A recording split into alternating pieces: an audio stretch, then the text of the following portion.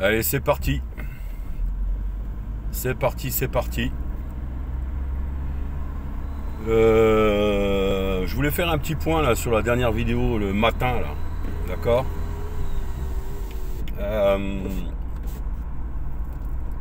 J'ai Michael qui m'a mis un commentaire. Big up à toi, Michael.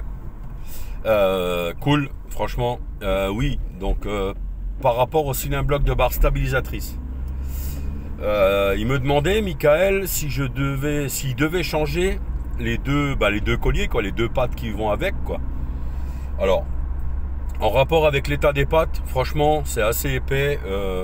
Ça encaisse rien puisque c'est flex sous le cylindre bloc. Il n'y a pas de nécessité par rapport à l'état de la pièce. Donc de cette petite patte là qui vient se prendre avec le petit crochet en dessous et qui vient se fixer avec le boulon directement. Donc là, côté technique, il n'y a pas besoin. Côté état. Par contre, comme j'ai mis dans les commentaires de la vidéo d'hier, effectivement, il y a deux profils de cylindre bloc qui existent. Il y a le cylindre bloc avec le pourtour complètement lisse. Et il y a le cylindre bloc avec la petite nervure comme ça, la petite boursouflure qui est au centre en périphérie. Donc c'est pour un meilleur maintien du cylindre bloc.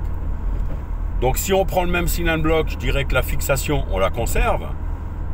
Mais si on n'a pas le même cylindre bloc, du coup, je pense qu'effectivement, celui-ci n'est pas bien maintenu finalement. Dans tout ce qui est mouvement latéral, quoi. Le cylindre bloc, il aura tendance à faire la lambada.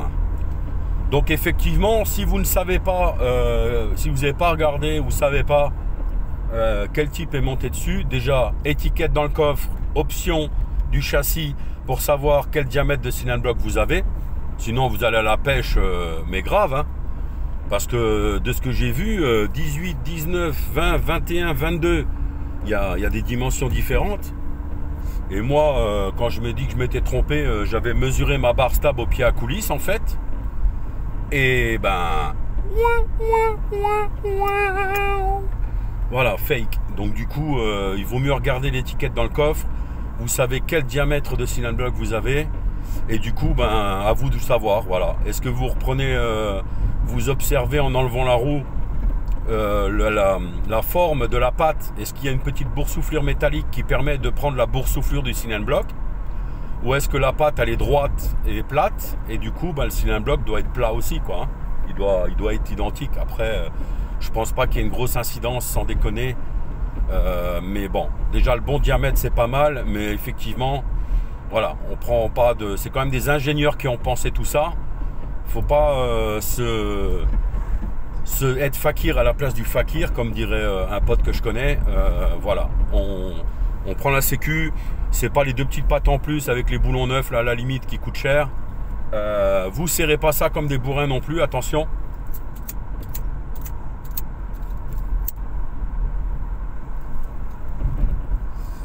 Pourquoi je dis ça? Dans la vidéo que je ferai ce week-end, hein, parce que du coup je vais les changer les miens de nouveau, puisque voilà, ça sera la deuxième fois en un mois. Je vous montrerai, hein, mais il y a des couples de serrage à respecter. Alors, je fais pas de proxénétisme, mais sur la chaîne Autodoc, vous allez sur YouTube, vous tapez Autodoc, et après vous rentrez dans la chaîne, vous allez voir une vidéo, et vous avez la petite loupe sur la page Autodoc. Je fais pas de sponsor, les gars, hein, mais moi j'ai tellement trouvé d'idées là-dessus avec des... Alors c'est trop facile, ils le font en 5 minutes, c'est bon, hein, on a compris. Hein. Ils ont déjà démonté une première fois, tac tac, ils savent comment faire. Hein. Faut pas rêver. Hein. Mais même si vous le faites en 2 heures, qu'est-ce que ça peut faire, quoi? Vous l'aurez fait, quoi. Respectez juste les règles. Moi, je suis pas adepte de la graisse, hein. On dit ouais, mais de la graisse et tout. La preuve, j'ai mis du silicone à mort dans les cylindres blocs là. Il le fait toujours, quoi. Hein. Le cylindre bloc, c'est pas le bon, c'est pas le bon. Hein. Donc moi, je nettoie bien sûr. Je nettoie bien là où le cylindre bloc va se poser. Je nettoie bien la barre stabilisatrice autour du cylindre bloc. Voilà, que l'environnement soit propre. S'il y a des gravillons, des choses comme ça, hein, c'est un châssis. Hein. Ok. Voilà, d'autres utilités je vois pas, à part effectivement mettre le bon cylindre bloc au bon diamètre avec le bon collier qui va avec, quoi, hein, d'accord. Voilà, donc ça c'est bon. Je vous fais la vidéo ce week-end. Michael, dédicace. Voilà, tu m'as demandé, je vais la faire. Alors, j'ai pas encore d'équipement, ça va s'améliorer les mecs. Hein. Là où je suis emmerdé pour filmer, c'est que j'ai rien pour tenir mon téléphone, quoi. Je suis vraiment avec la et le couteau, quoi. Hein. Voilà, et le couteau. Voilà. Je suis en train d'essayer de réfléchir à ce que je pourrais bien vous dire de plus, mais je pense que voilà. Il faut effectivement lever le véhicule, l'avant complet, des deux côtés, mettre de chandelles, déposer les deux roues, vous braquer avec la roue d'un côté ou de l'autre pour avoir un meilleur accès. Ça va, c'est pas méchant, c'est juste le disque. La preuve, c'est que tout monté, je les avais redesserrés pour mettre un peu de silicone et je les ai resserrés, ceux qui sont en place. Hein. Donc franchement, ça se fait pas trop mal. Essayez d'avoir un long tournevis pour faire levier un peu, pour appuyer sur le collier. Et puis ma foi, ça se passera bien. Je vais vous montrer. Alors, il faut 2 mains pour le faire, mais je vais essayer de vous filmer ça. Voilà, je vais le faire, pas de problème. C'est ma commu. Moi, j'estime que vous mettez des pouces, vous vous abonnez. En même temps, des fois, je pose des vidéos comme ça, vous vous dites waouh, mais vous apprenez des trucs. Voilà, et c'est moi aussi, j'ai fait comme ça. J'ai parfois regardé 80% de la vidéo inintéressante. Et quand je dis inintéressante, après, c'est là que j'ai découvert qu'au final, non, c'était sympa. Hein, on se considère comme des amis. Hein. Vous venez me voir, vous me regardez, je vous réponds. Je peux vous donner des infos si je les ai trouvées. Enfin, voilà, quoi. Donc, ce matin, là, ça roule bien. Bon, il est un peu plus tôt. Hein.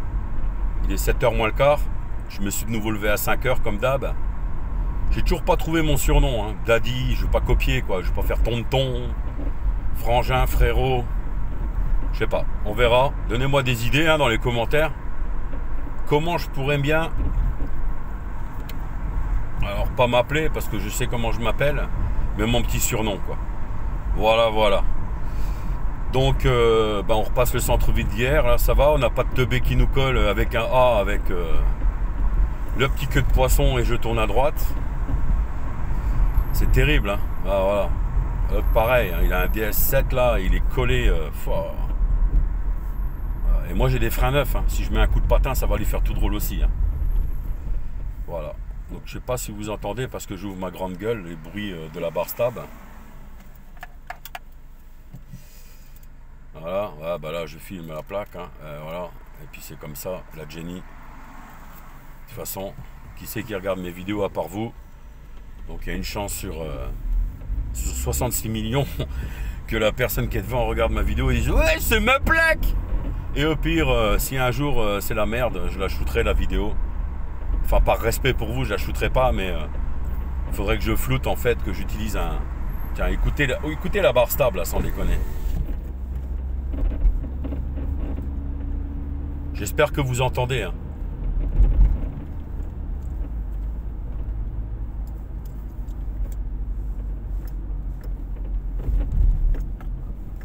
En fait, elle fait un bruit d'un vieux matelas qui a travaillé. Des vieux ressorts là, enfin, ça pourrait, tout le monde pourrait, enfin, premier diagnostic, vous vous dites, ouais, c'est les ressorts qui font du bruit. Eh ben non, que nenni. Moi, ce que j'ai fait pour bien cibler, parce que je pensais que ça venait de la barre stab, je savais pas si ça venait des biellettes ou des cylinder blocks. Donc, ce que j'ai fait, j'ai relevé les deux côtés, j'ai enlevé les deux roues. Et en prenant la barre stab, là où il y a la biellette, sur le triangle, j'ai pris comme si j'avais une scie à bois, là. Gauche-droite. Et là, j'ai réentendu le bruit qui m'agace depuis un mois. Voilà. Alors, j'ai checké tout de suite. Hein. Quand je dis ça fait un mois, c'est parce que ça fait un mois que j'ai fait les travaux. Ça fait un mois que je subis ma connerie. Mais par contre, j'ai regardé tout de suite. Hein. J'ai cherché à comprendre.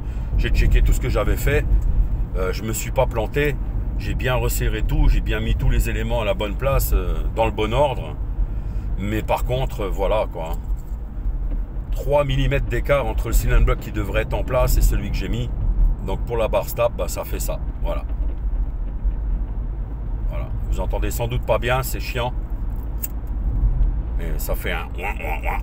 Voilà, ça fait pas un grain, si un grincement quoi, c'est... Un vieil escalier, vous savez, vous montez un vieil escalier en bois où vous voulez pas faire de bruit là. Quand vous montez, vous mettez le premier pied, ça fait...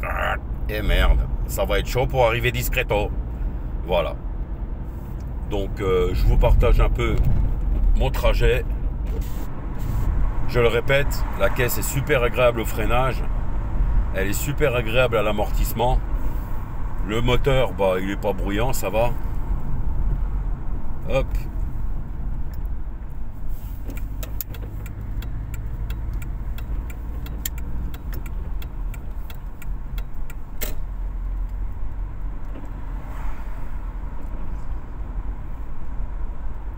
Comme dirait Chris, The Peterbilt, The Peterbilt. Eh non, ça c'est pas un Peterbilt. Alors lui, ben, au lieu de se mettre complètement sur la voie de gauche, voilà. Alors la marque, les gars, je vais dire une connerie. Je vais dire une grosse connerie.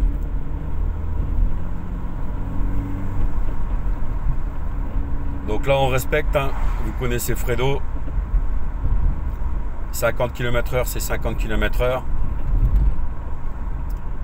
Alors, pour en revenir à un peu hier, ce que je disais, là, 110 km/h dans des villages et tout, j'ai été jeune, si. Et je pense que côté passager, vous auriez eu des sueurs froides avec moi. J'ai cassé des bagnoles, je peux pas le nier. J'ai cassé des voitures. J'en ai cassé 4. Je suis pas fier. S'il y a des jeunes qui me regardent, voilà. J'ai pété de la Golf GTI. J'ai pété de la R5 Alpine. J'en suis pas fier. Aujourd'hui, c'est des voitures qui valent quelque chose. Mais il y a une leçon à retirer. C'est que je me suis éclaté. Dans tous les sens du terme d'ailleurs. Hein. Parce que j'ai fait des tonneaux. J'ai pris un mur en latéral à la Sénat. Enfin, j'ai fait des trucs. J'ai pris un rond-point tout droit une fois. Enfin, pas vraiment tout droit, mais je l'attaquais beaucoup trop fort. Donc, j'ai aucune leçon à donner. Ah, là, je sais pas ce qui est sur la route, là, côté gauche, les enfants. Ah non, c'est un sac McDonald's. Voilà. Merci, McDonald's. Le sac McDonald's au milieu de la route. Alors, j'ai pu observer un truc. Tiens, petite histoire. Une fois, je vois sur le parking d'un magasin des sacs McDo complets, vous savez, le grand sac qui vous en carton, qui vous naît, en papier carton là, où ils vous mettent tous les hamburgers, les frites, les boissons dedans là. Et je vois un sac complet comme ça avec tout ce qui est vide dedans par terre. Et là, je me dis putain, il y a quand même des enfants, hein. Voilà, on va rester poli. Il y a peut-être des enfants qui vont regarder un jour. Donc du coup, je dis ouais, putain, c'est dégueulasse de faire ça. Et au final, un jour, en observant un peu mieux, j'ai vu un corbeau aller, tac, en trapèze sur la poubelle et avec son gros bec, sortir le sac. Alors des fois, ils n'arrivent pas à le sortir facilement. Sortir le sac et le jeter par terre, et une fois en bas, hop, allez, on l'ouvre. Et tout ça parce qu'il y avait encore une frite dedans et il l'avait senti.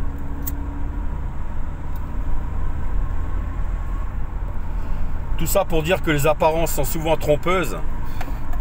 Alors après, ce qui ne trompe pas, c'est l'enculé qui vide son cendrier de bagnole sur un parking. Hein. Ça, c'est pas un corbeau qui a fumé un paquet de clopes. Hein. D'accord? Donc voilà, c'est... Je pense qu'il y a des choses dans la vie à faire, à pas faire. Je suis pas moraliste. J'ai fait des conneries. J'ai eu beaucoup de chance. Et c'est surtout ça le problème. C'est qu'il ne faut pas compter sur la chance quand on fait le con. Donc faites gaffe à vous. Je sais que c'est chaud. Aujourd'hui, vous avez des caisses de 400-500 chevaux. Quand nous, à l'époque, on avait des caisses de 130, 150, allez, 180 chevaux. Mais attention, hein, c'était de la conduite. Hein. Il n'y avait pas d'ABS, il n'y avait pas de direction assistée. Il n'y avait que dalle. Hein. Il n'y avait pas d'ESP. Peu importe. Le freinage, l'aide au freinage d'urgence, dit. La voiture, elle freine à ta place. Alors, moi, avec ma Golf, là, je passe à des endroits où les mecs, ils freinent. Hein. Et moi, j'ai pas mis le pied sur le frein. Hein. Donc, voilà, quoi. Hein. Moi, les plaquettes de frein, elles font pas 30 000 km. Hein. Voilà, ce que je vous disais, là, la voie d'insertion. Les trois quarts, qu'est-ce qu'ils font? Ils sortent déjà là. Alors que... Voilà. Et là, vous êtes sur la voie à 110, vous faites chier personne. Donc voilà les enfants.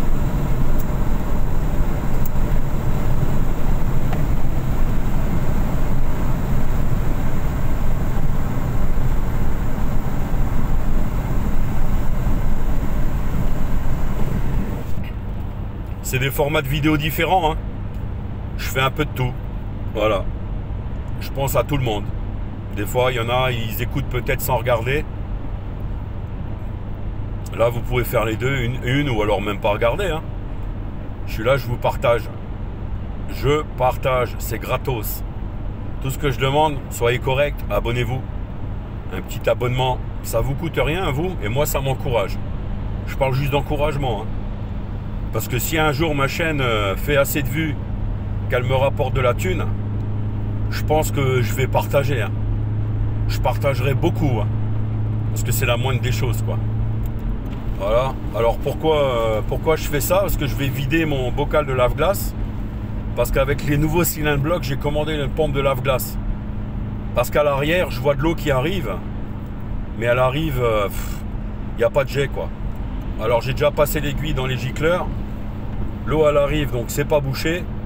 Donc je pense que la pompe lave-glace sur le bocal lave-glace à l'avant, elle est rincée. Et du coup, il y a un côté qui fonctionne plus bien parce que j'ai cru comprendre qu'il y avait une membrane entre les deux, là. Donc c'est pas 10 balles qui vont m'arracher une couille.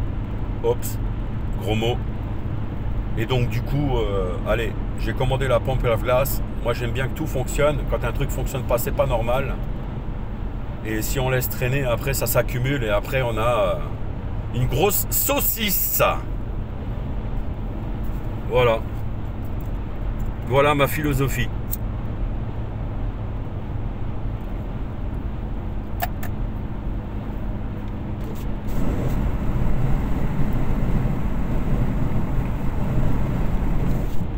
Ah,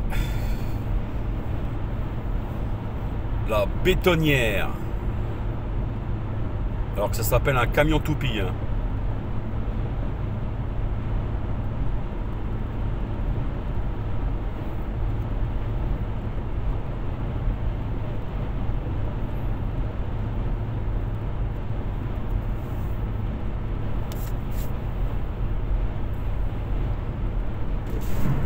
Alors je le répète, hein.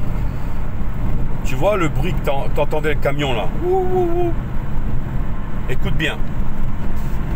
Écoute bien, hein. Tu vois? Ça.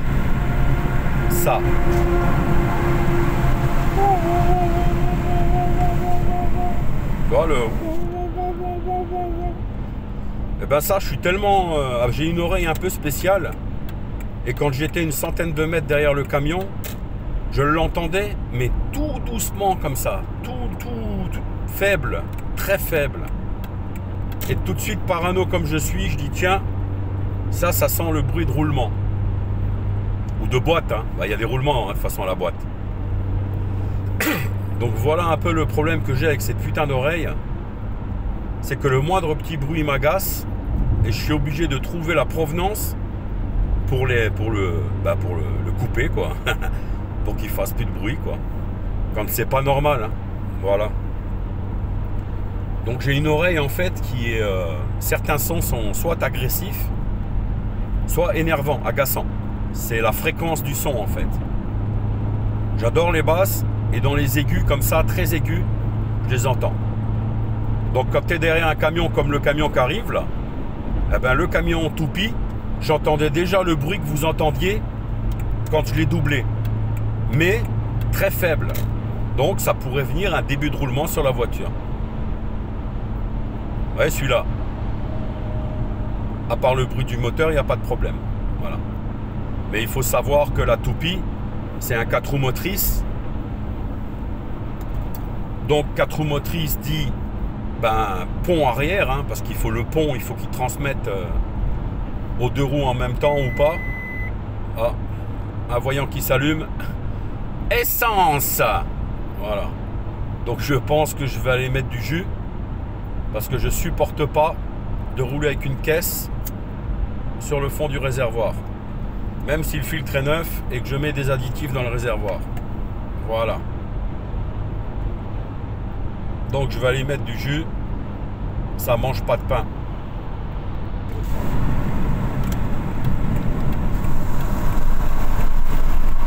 Voilà, man.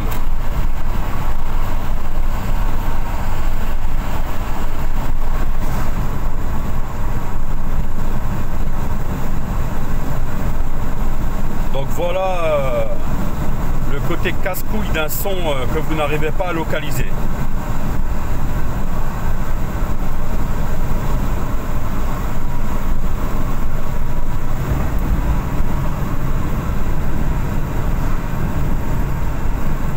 De toute façon, petite analyse.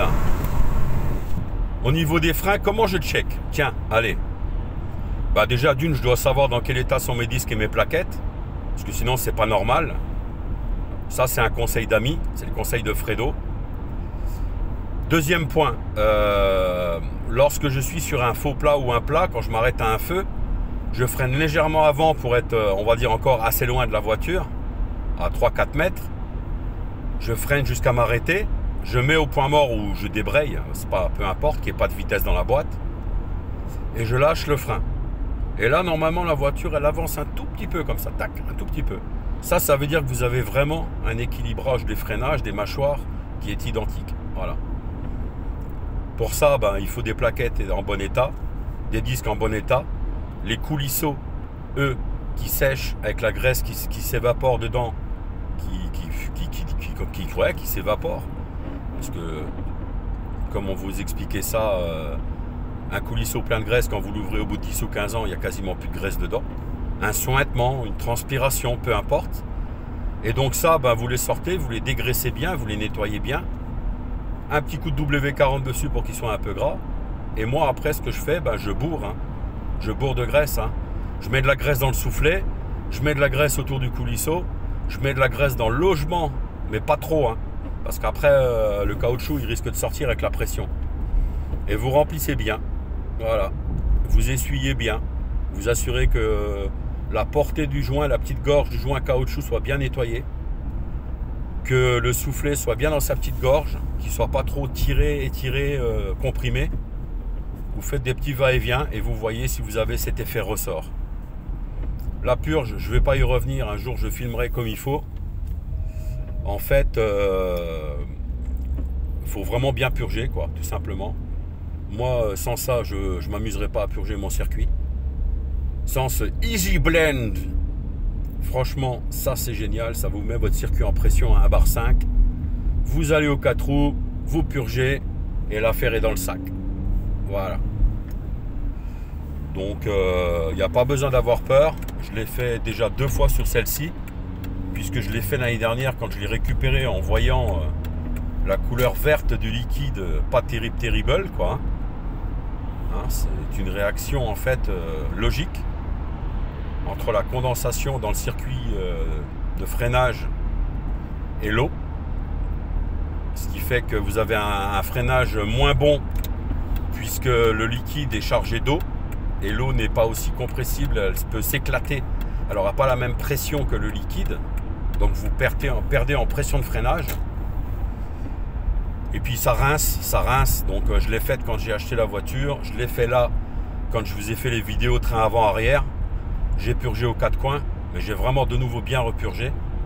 Les coulissons sont super graissés, sont neufs. Les soufflets pareil, les plaquettes pareil, les disques pareil. Les flexibles pareil.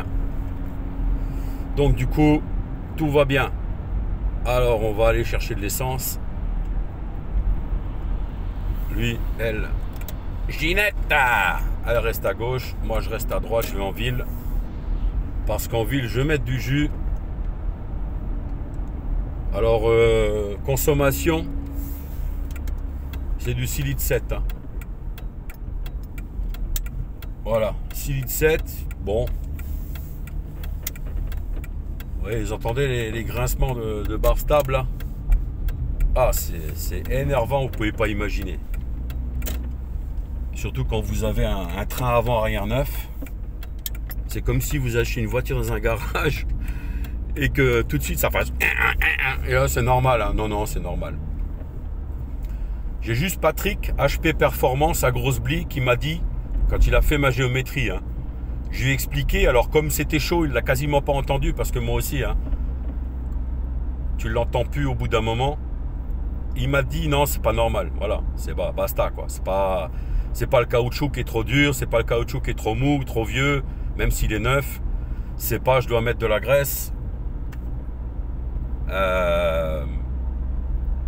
c'est tout simplement, voilà, c'était pas le bon cylindre bloc, merde. Fredo, putain. Alors c'est pas grave, mais voilà quoi.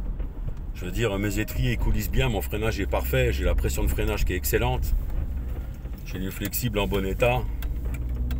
Comment t'expliquer? Voilà quoi. Ça fait chier, voilà, ça fait chier.